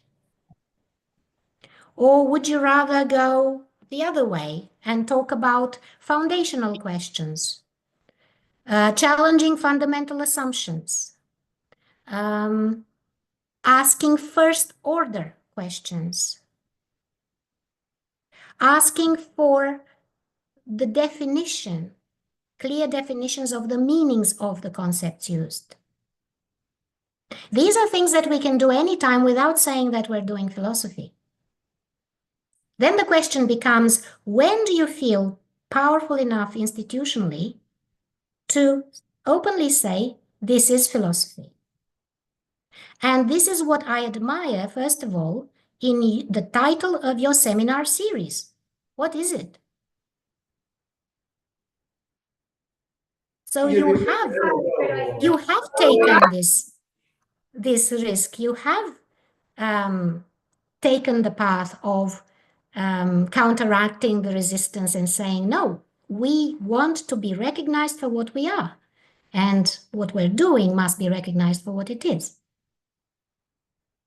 And then we can go back to the, doing more argumentation about, is philosophy really just abstract and removed from reality and non-practical? Or is it in fact about reality? It's about the most intimate phenomena in reality. It's about the most intimate understanding and knowledge of reality. Yeah? And it's on that basis that philosophy is able to reorient thinking, mindsets in business studies, in organization studies, in management studies, and create new avenues for new theories, for new paradigms, for new perspectives in which we can provide different explanations of the world and also of the practical things that we do in management. Does that make sense? I'll stop here. Thank you. Okay, thank you, doctor. Gracias. Está en este momento la mano levantada del doctor Claudio Mera y también el doctor Oscar Arias, que va a hablar. Y también hay una pregunta realizada por los estudiantes de la institución universitaria de Envigado. Si alcanzamos, también la voy a leer. Es una pregunta corta. Entonces, doctor Claudio, tiene el micrófono. Muchas gracias. Primero, antes de formular la pregunta específica, me gustaría contestar la pregunta o algunas de las preguntas que nos hace Cristina, y creo que ahí estoy muy cerca de la postura de ella y un poco alejado, por ejemplo, de lo que han expresado antes David y Luis en el seminario. Estas preguntas fundamentales que hacemos están allí siempre, realmente, y cuando tomamos una decisión práctica, estamos abordando una conceptualización, una construcción conceptual. Allí nos demos cuenta o no. Es importantísimo, creo yo, y es fundamental darse cuenta de dónde tomamos esas definiciones para identificar hacia dónde nos dirigen las soluciones que tenemos a nuestra disposición. Totally agree. Dicho de otra manera, en la medida que podemos plantearnos explícitamente esas preguntas fundamentales, podremos encontrar diferentes y mejores soluciones para nuestro contexto. Es donde yo me paro. En mi facultad había, y hay creo todavía, un dicho muy frecuente en la Facultad de Ciencias Económicas en la Universidad Nacional de Colombia en Bogotá, que nos decían: no hay nada más práctico que una buena teoría. Y esa operacionalización de los conceptos es las que nos permite avanzar. Esa sería mi respuesta con respecto a cómo abordamos una cosa y la otra. Y mi pregunta para la doctora Cristina: muchas gracias por la presentación, por la explicación muy ilustrativa, clara hasta donde es posible, sin leer el artículo previamente, y, eh, y muy ilustrativa de cómo podemos utilizar aparatajes conceptuales para llegar a soluciones directas y aplicables. Mi pregunta, sin embargo, sería como una pregunta de segundo orden en este contexto, y es: ¿por qué utilizar un aparataje aristotélico y no otra corriente filosófica, como las preguntas deconstructivas de Derrida, o las aproximaciones, digamos, un poco menos rígidas de filosofía, como las que vemos en el pensamiento sistémico o el pensamiento complejo? Mm. Thank you so much, Claudio. I may have missed the first question. I think you had two questions. I'm not sure about the first one, if I got the gist of it, but the second one, if I understand correctly, you're asking why use Aristotle's logic, for example, and not go to other philosophies, for example, like Derrida or which one did you just mention? System theory or complexity Oh, yes, thinking. systems theory and complexity theory, right? Yes. Because immediately one of the problems with these, most of evident in systems and complexity theory, is that you can no longer use the binary logic we're traditionally used to in Aristotle, in classical logic. Yeah, you need fuzzy logic. You need the more advanced notions of structuring meaning and so on. And that's where Derrida comes in handy. That's where systems theory itself has different ontological and epistemological assumptions that don't render themselves easily to Aristotelian logic. Think about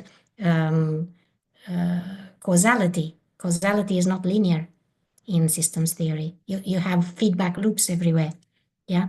So this notion of distinguishing clearly black and white between concepts when everything is fluid, we can throw in process theory too, process philosophy like Whitehead's metaphysics and so on. Yeah. So these will all be challenged to Aristotle's logic, won't it? And that's a good question. That's a very good question. We can certainly think about what an analytical framework like the one we're suggesting would become if you would were to base all of this scaffolding, theoretical scaffolding, on fuzzy logic, yeah, or advanced, postmodern, post-structuralist logic, rather than Aristotelian logic, yeah. what would happen then? In our mind, for us, the decision was very pragmatic when we looked for Aristotle and the value syntax from Husserl. Why? Because you could easily relate to something that researchers already know. Yeah, it's the more familiar kind of logic, it's the more familiar kind of grammar. Yeah, it is basically like going to Logic 101 and going to Grammar 101. Yeah, it's a start. We're saying, okay, you don't like this. I agree, this logic can be limiting. If you, as a sustainability scholar, I would say, well, yeah, I do feel when I do research in systems using systems theory and complexity theory, I'm talking about self-organization, I'm talking about emergence, I'm talking about regenerativity, the whole causality system of concepts, set of concepts that we have from traditional research methods is gone, is profoundly, fundamentally challenged. Yeah. We actually need different research methods for sustainability. Yeah. The question then is, and this is the challenge, how do we do a new analytical framework based on that? Yeah. So you see, we're not saying we're choosing this one because nothing has been done, nothing has been said yet. But we're not saying this is the last word for it, you know? You can do a better analytical framework. You can do a more complex one. You can, and it all depends on the theoretical knowledge and power of the researchers. Yeah. If you want to engage in an exercise like that, by all means, it can be done. This means more philosophy rather than less. I mean, in many ways, I consider myself to be quite an advanced and complex philosopher. For me, doing this paper was like, I'm teaching people to suck eggs, you know, it's so elementary, it's so basic. Yeah. But I spoke with my colleagues, my co-authors, I spoke with, the editors and the reviewers and so on. And we wouldn't have had the chance in hell to publish it if we hadn't been a little bit simpler. Yeah. See, so yeah, of course we can do that. And I most welcome it. In fact, I think this is the next thing that should be done. But at the time of publishing this study, this was the pragmatic decision to make, because you go back and say, okay, what are people more likely to understand sooner? Yeah. And sometimes, you know, to start from somewhere, you need to make this kind of educated decision. Yeah. Yeah. But yeah, I agree. Especially in the area of sustainability research, there is clearly room for a lot more philosophy. And I think we should open the door widely for that and go into that space with a lot of courage and do the work. Thank you so much. I think it's very clear, and I believe we are kind of on the same page here. Thank you so much.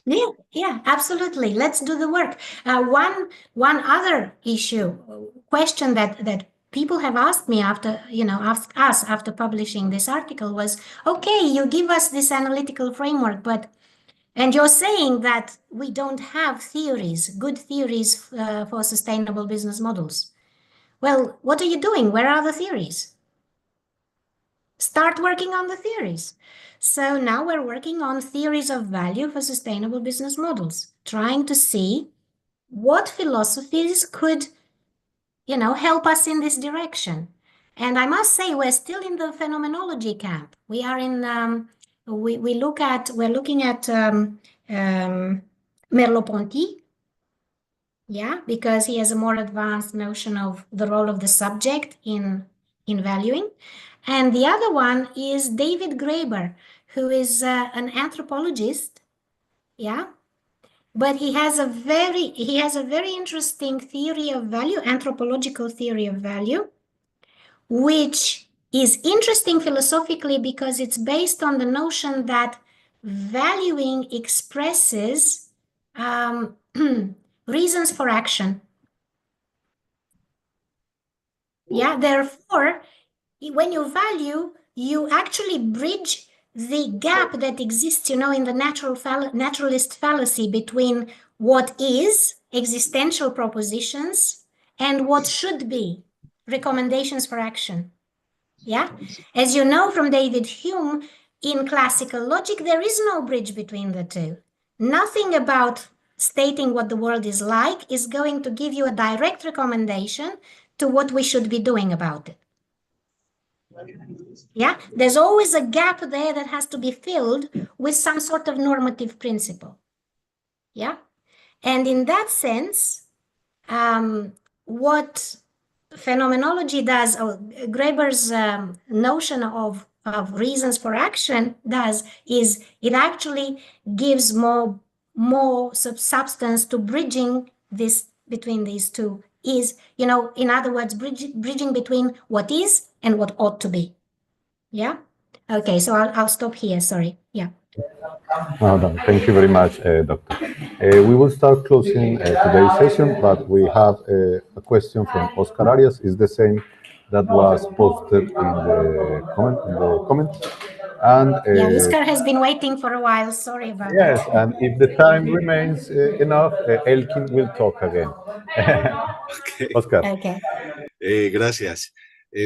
Gracias, Cristina, por su presentación y por su excelente disposición para responder las preguntas. Muy valioso todos sus aportes.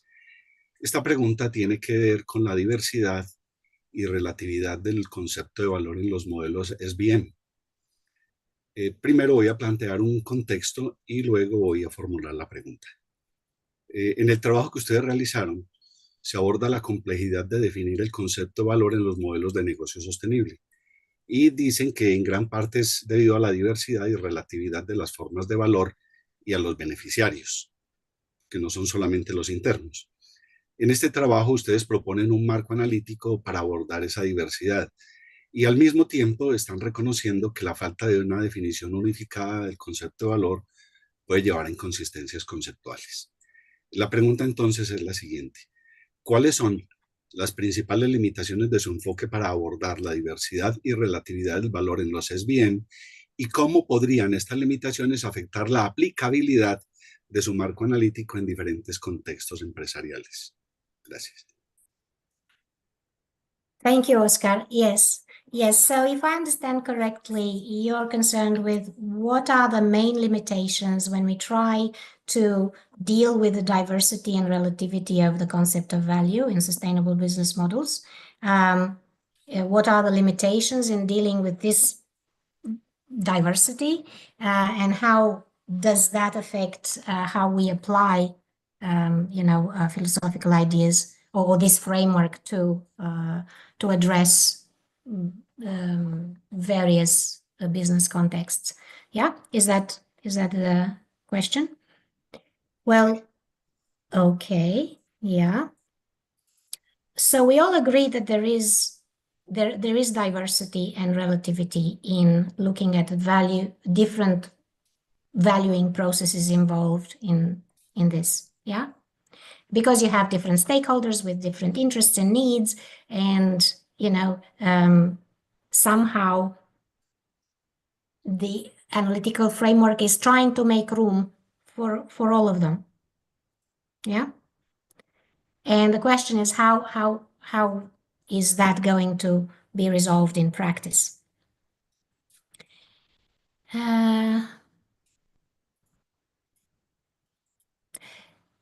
I'm trying to figure out where to start from here, because there are many points to start from, but one of them clearly is that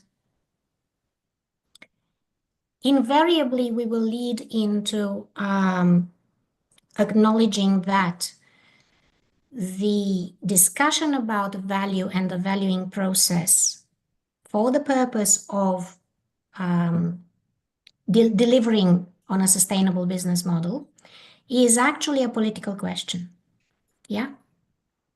It's the same thing as saying, for example, what will you say if you know, the president of the country comes in and says, you know what, let's do away with the parliament and the democratic processes. We'll stop asking people what they want or not. We'll just have a one decision-making institution because it's more practical this way. You know, everything is getting better resolved. All decisions are quicker. We're getting more efficient. We save resources. It's an ongoing kind of question. You're going to say, oh, but it's different in organizations from the political sphere. But is it really that different when it comes to making decisions? Especially decisions that affect, think about global corporations whose wealth and resources are the size of countries. Yeah? Is it that different? We're coming back to the same issue as how democratic are you prepared to be? Yeah? So, yes, what are the limitations? What are we worried about when we talk about the limitations of practically dealing with the diversity and relativity of concepts of value involved? Yeah? What are our concerns? That we are spending too much time listening to the needs of stakeholders? We are spending too much time trying to understand their interests and what is of value to them?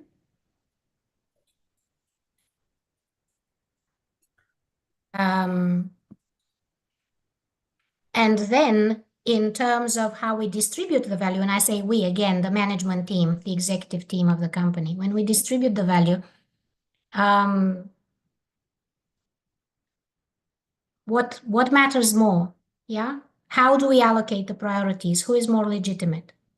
Yeah. How do we assess that legitimacy of whose valuing process is going to matter? Yeah.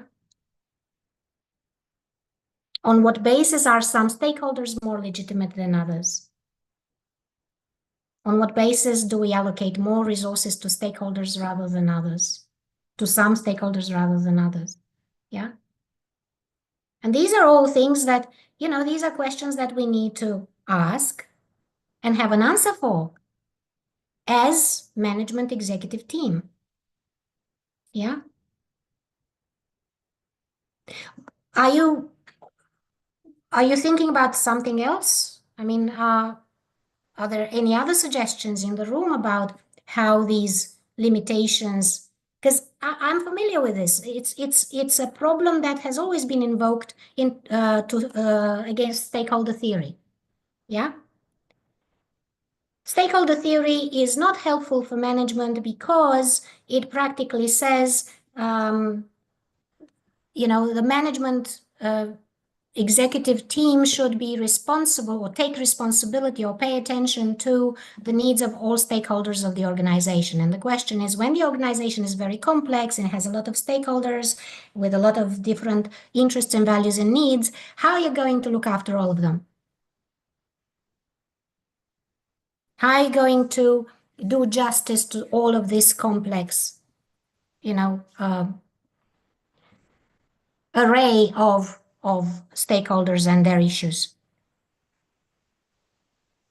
But when you look at it that way, how is it different from the traditional classical problem of the polis, where, a political class is trying to lead a whole population, a whole country, and it's the same, in essence, it's the same thing.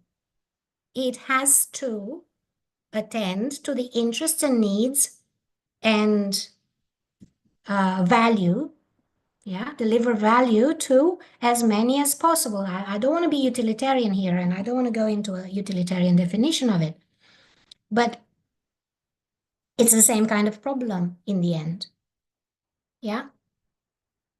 And yet it has to be done, ideally, in the name of social justice. It has to be done with a view to being democratic. It has to be done with a view to consulting those who are being most affected. Yeah. These are ethical principles that can be discussed in public and defend it politically.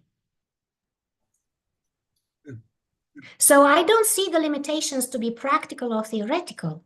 They are only political, in my view.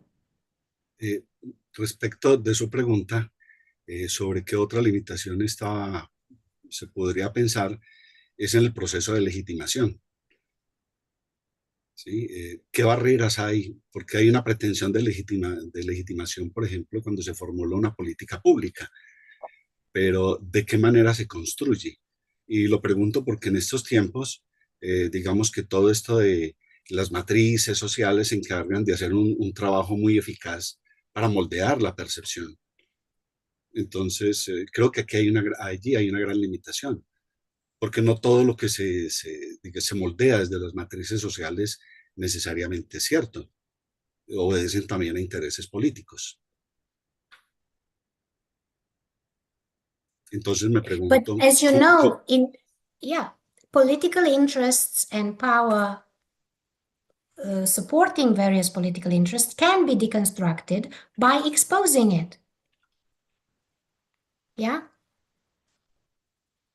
By bringing the ethical, and I think most of the time this is the role of ethical principles in our lives, and especially in public life. They are the only criteria we have by which we deconstruct the illegitimate actions of the powerful. Do you know of any others?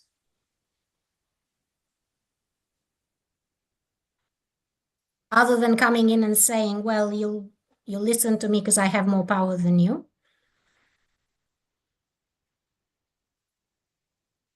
Pregunta la doctora. Those of us who are not having the power, for those of us who are not having the power argument, we have to have the normative ethical argument. And we fight with that in the hope that we can acquire some balancing power by doing that. I don't think philosophy and ethics can generate this sort of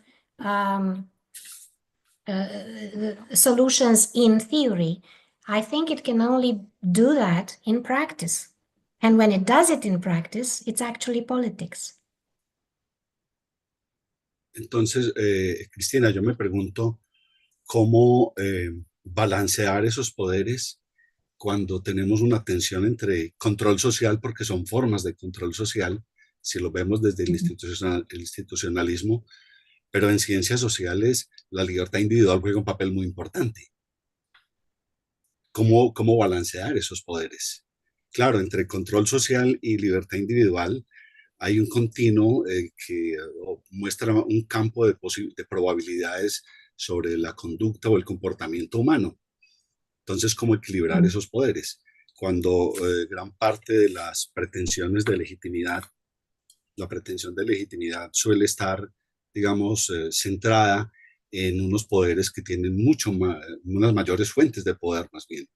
¿Sí? Grupos corporativos que hacen lobby en las cámaras y los senados y demás. Esa es una tensión que a mi modo de ver es difícil de balancear.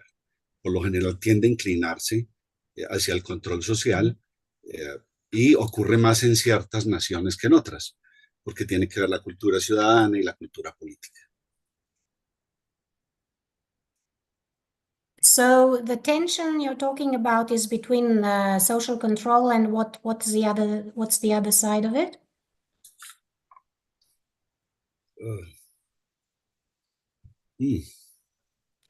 So the tension you're describing, social control on the other institutions, yeah? The control that institutions are exerting over us. Am I on the right track here? Yeah, that's one, yeah? And what was the other one? Freedom. Sorry, which? Oscar. Lo pregunto es porque... No, what's the other term of the tension, please? Ayúdame un poco, Pablo, por favor. Entre control y libertad individual, between social control and personal freedom. Claro. Oh, and personal freedom and personal Sí. diversity. Yeah, I didn't catch that. Sorry. Sometimes when you speak very quickly, I miss things. Yeah. Okay. Yes. So you see this tension to be a problem. Let me understand this. So you see this tension to be a problem, and this problem is causing limitations to the management of the diversity of stakeholders. Is that what you're thinking about? Te pregunta Oscar que si esa tensión entre esas dos fuerzas está causando limitaciones a la diversidad que se le puede dar a los stakeholders. Sí, porque todos los, según lo plantea en el trabajo que hacen, no solamente son los stakeholders internos, hay una diversidad de stakeholders, por lo tanto hay una diversidad de intereses, pero no siempre esos intereses están representados, por ejemplo, en decisiones de ese nivel que se, digamos, desde el control, desde centros de decisión se toman, porque digamos, en la manera como se agencian está muy desbalanceada. Por ejemplo, hay comunidades que no tienen representación parlamentaria y son mucho más débiles, mientras que ciertos centros de poder influyen en las decisiones precisamente porque tienen esa representación y ese agenciamiento. Más allá de que muchos agenciamientos terminan siendo vacíos, son formas de hacer política, como lo vemos en nuestra latitud, ¿sí? Que tiene más un interés burocrático, estatal, por ejemplo, o de ciertas negociaciones. Entonces, digamos, la diferencia o la desigualdad que hay frente a algunas comunidades que necesitan reivindicar derechos, al final no tiene representación y no tiene peso. Y esa voluntad colectiva es fruto de un trabajo, una búsqueda de los individuos de esos grupos sociales, movidos por una libertad individual que al final termina constituyéndose en un sentir colectivo. Yeah. So it seems to me from what you're saying, Oscar, that the problem of legitimacy, which we have already talked about, also becomes a problem of representation and representativeness. Yeah? You give examples of constituencies that, well, categories of people, if you like, who are not actually represented. So they won't have a voice in the debate, let's say, about legitimacy and who is getting what, yeah, in terms of value creation or co-creation, yeah? So what are we going to do about that? I don't want to sidetrack, but if we talk about, because what we have discussed so far comes back to legitimacy over and over again, yeah? And when we talk about representation and representativeness, remember, and you're going to see in the paper as well, in the article that we have discussed from Business and Society, there's a discussion there about the diversity of stakeholders where there's inclusion of stakeholders who are non-present and stakeholders who are non-personal, yeah, future generations and the natural environment. And that's a good example because the question then is, how do we actively ensure voice and representation for constituencies that are not otherwise represented? Yeah? And you're going to say, well, the current institutional structures are not going to be interested in doing that. Yeah? On the contrary, their political interest is to reduce the number of represented constituencies. Because it's easier to concentrate the power, it's easier to make decisions, it's easier to allocate resources, but you can see where this is going. This is more and more autocratic.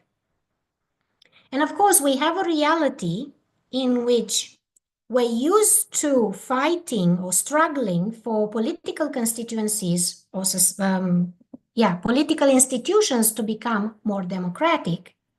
But we're not as good at fighting for corporations to become more democratic. Yeah. And one argument is, well, they are private companies, private organizations. They've secured the investment from various parts. They're not political in a public sense. Therefore, they shouldn't be subject to the same scrutiny in terms of democratization and so on, like society or the political institutions should be. Yeah. But on that point, I would like to invite you to read the literature on political theory of corporate social responsibility. I'm wondering if there's anyone in the room who is familiar with the work of Andreas Scherer, Guido Palazzo. Okay, let me just put political theory of CSI. And you're going to say it's political theory, but actually the important point about this research, and I'm going to give you two main authors in this trend, where they used to be at Zurich. Guido has now moved to IMD Lausanne, I think. But anyway, both are working in Switzerland. So the idea there is they've done some empirical research that shows global corporations actually have not just more wealth and resources than whole countries' GDP, but also have more power than whole countries' governments. Yeah? When you look at global economic systems. And then the question is, these corporations are going to have to make decisions that impact so many people around the world, yeah? And they have never been elected, and they're never subject to accountability by the public. In the same way in which you assume a democratic country with democratic political institutions should be. Yeah? Now, there's a big discussion about legitimacy here. And we can do political philosophy with it in the most practical way, arguing that global corporations should be held to account in the same way in which a democracy, a healthy democracy, should hold political institutions to account. Does that make sense? Yes. I think we're kind of moved from, but what does this mean at micro level then? Micro. The green room, the green table of the executive decisions of the global company. It means exactly that when you make decisions that impact millions of stakeholders, you need to show that you're doing whatever, you're making whatever decisions you're making in a democratic way. And yes, we do have a political issue globally, that is how to hold global corporations to account. And this is another area of my research to do with changing or transforming our concepts of responsibility so we can capture liability of global corporations for climate change, which is a global systemic problem. But again, that's a different discussion. But it does relate here to the notion of how do you deal with the diversity of stakeholders and so on, in the sense that it's never going to be easy, especially when you have a large and complex organization. But considering the importance and the impact of the decisions you're making as leader of that organization, yeah, you have a political duty to have a legitimacy solution that gives credit to the constituencies that are most affected, even if they're not represented and even if they're not powerful in relation to you as a company. Does that make sense? I'm talking more, when I talk about these concepts of responsibility for global corporations, I actually go into changing the law. Yeah. We need to talk about different legislation for that. Okay, thank you very much, doctor. La última pregunta la tiene el señor Elkin, que le voy a pedir muy comedidamente que sea muy corto. Yo sé que él no es capaz físicamente, pero que trate de ser muy corto para que ya le demos cierre a la sesión. Perfecto. Muchas gracias. Bueno, sí, seré breve porque además luego queremos pasar a un cierre con los reconocimientos debidos. Pero bueno, profesora Cristina, quisiera de pronto devolvernos, retomar una discusión que estábamos teniendo al inicio, digamos, sobre este panorama Oops. general de la filosofía de la administración. Is that just me? The connection has been interrupted. I think Okay. I've missed the last part. The connection has been interrupted. Would you be able to repeat, please? Que le repitas, por favor, Sí. la pregunta que se le cortó. Ok, perfecto. Profesora Cristina, quisiera como retomar la discusión que teníamos ahorita acerca de un poco este panorama, digamos, de la filosofía de la administración, en este caso en tu contexto. Me llama mucho la atención, por ejemplo, aquí en todo el mundo existen diversas tradiciones filosóficas, diversas escuelas filosóficas que me llama mucho la atención que, por ejemplo, acá, entre las experiencias que hemos tenido en el Seminario Latinoamericano de Filosofía de la Administración, que a veces, de alguna manera, se siente como estas diversas tradiciones filosóficas generan como ciertas tensiones, ¿sí? Para abordar esta conexión entre filosofía y la administración. Entonces, por ejemplo, a veces algunos consideran que ciertos enfoques no son genuinamente filosóficos o ciertos enfoques no son genuinamente críticos para aportar una discusión en el campo de la administración. Y yo quería saber si de pronto qué ha pasado respecto a esto en Europa o qué experiencias similares han tenido respecto a esto en Europa.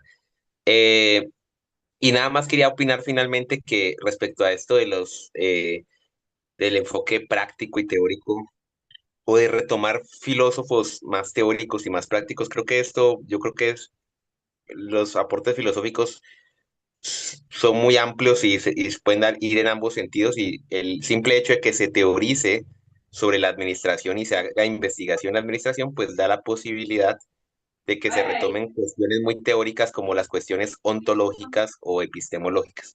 Bueno, eso en cuanto a al tema que se llama ahorita, pero sí me llama mucho la atención es saber si estos roces, estas tensiones entre distintas escuelas filosóficas, cómo se ha dado en Europa, como para tener esa perspectiva. Y con eso cerraría yo. Muchas gracias. Okay. Thank you, Elkin. So I will answer quickly too, and I'm pretty sure that with a short answer, I'm not going to do justice to this question. But you're basically talking about tensions between which and which philosophies. Could you please just brief me on that? Sí, son tensiones entre distintas escuelas filosóficas para, digamos, el abordaje de la administración. Yeah, and it's interrupted again. Sorry. Elkin, se te interrumpió. Volver a repetir esa última parte. Maybe it's easier if you Okay. just type in what the two members of the tension are in the chat. Maybe that's easier. For some reason, my connection is playing up. En el chat. ¿Cómo? ¿Me dices algo? ¿Me Escríbale dices, por las favor? dos tensiones en el chat para que ella las lea. Las dos. Tensiones. Just Las want to see tensiones, no. clearly tension between what and what. Yeah. Ok.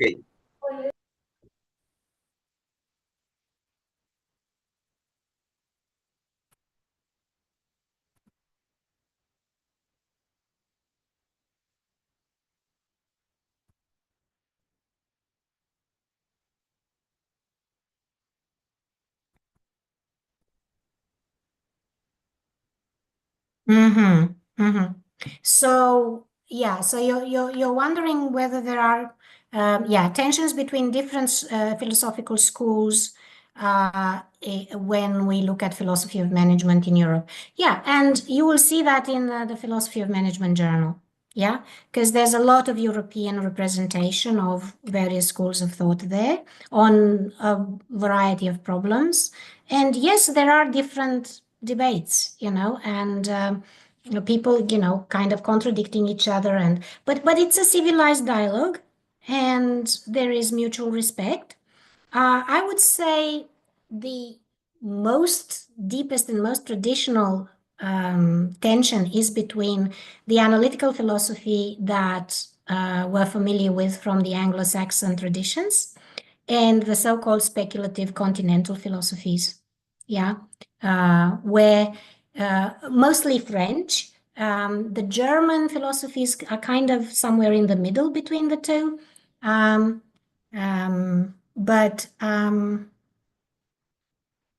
Is this also from you, Elkin? Oh, okay, yeah. So yeah, that's the most common between the so-called analytical and continental philosophy. What I'm very proud of in philosophy of management is that we have managed to create a forum, a space in which both traditions or types of traditions, because they're very broad, both of them can be well represented. And they actually talk to each other. And that's why I am very, very enthusiastically invite you to the conference in Oxford, because there you will see French and German and English and American, Canadian, all sorts of other philosophers sitting together with very, very different, sometimes very different schools of thought, and finding a way and genuinely being open to finding a way to discuss with each other. Yeah. And one important thing about that is that they understand that the art is in asking the questions, because it's in that space that you actually let go of your pet ideas, your pet assumptions, your favorite philosophers, whatever you're clinging on to, thinking that it's the best thing ever and you won't accept contradiction to it. Yeah? And you realize that actually we should be philosophers like Karl Popper. Yeah? Conjectures and refutations. I was asked the other day this thing about, okay, you're doing all of this thing of philosophy, but what kind of philosopher are you? Are you a Lockeanian? Are you Marxist? Are you constructivist? Are you existentialist? Are you whatever? And I go, I'm not a Ian and I'm not an East. Yeah? I just wonder, I try to understand the world asking fundamental questions, and I don't particularly embrace one or another of the given or received wisdom, given perspectives. One, because when I apply a particular problem, I would like to have the freedom. When I think about a particular problem, practical problem, I would like to have the freedom to choose those philosophical ideas that are most appropriate, irrespective of their tradition. The ones that are the most helpful. Maybe in that sense, I'm a pragmatist. Methodically, I'm a pragmatist because I will choose the philosophical ideas that work. Yeah, that help me manage the problem. Yeah, so that's one thing. The other one is reason why, my legacy reason why I don't want to commit to a particular school of thought, although I'm sure I have many influences, some of which I'm not even aware, yeah, is that I want to be an original philosopher. This is my personal ambition, to be an original philosopher. And for that, I am not going to tail behind any other particular philosophy. Does that make sense? It does, Doctor. Okay, I see there's more in the chat, so if we haven't got time to answer everything, Don't they're worry. comments though, they're comments, and they're valuable comments. Could I ask, or maybe I can do it myself? Yes, I've just saved the chat, and so we can keep the chat notes for reference if we need to discuss further in another seminar. Okay. Perfect. Doctor, we are now closing the session. We would like to thank you very much for your valuable insights and the valuable knowledge that you have shared with us today. It's a very interesting topic and very difficult for us. Sorry, goodbye. And we appreciate a lot your time and all the effort you have put in this presentation today. Thank you very much. It's been an honor to listen to you, to have you here. We are very, very grateful to you and to your institutions and the handbook for working with us and having us in this space talking and answering our questions. And we are very sorry that it took too long of your time, but very, very grateful from us. We are very grateful, and